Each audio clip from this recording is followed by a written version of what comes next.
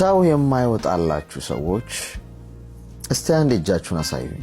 ባጎረሳችሁ የተነከሳችሁ፣ በወደዳችሁ የተጠላችሁ፣ ዝቅ ብላችሁ እግር በማጠባችሁ የተናቃችሁ፣ በሰጣችሁ የተሰደባችሁ፣ መልካም በማድረጋችሁ በማቀፋችሁ የተገፋችሁ፣ ሰው አይወጣልኝም ብላችሁ ነው የምታስቡት አይደል?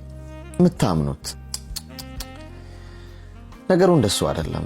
እናንተ ሰው ስለማይወጣላችሁ ሳይሆን እናንተ የተፈጠራችሁት ለዚህ ስለሆነ ነው።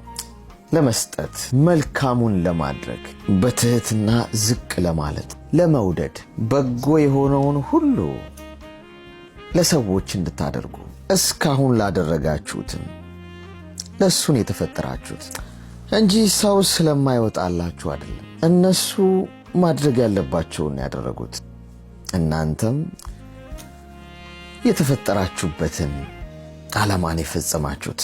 ዋናው ነጥብ የሱን ተልእኮ በሚገባ ፈጽማችኋል የሚለው ነው። አገኛችሁኝ?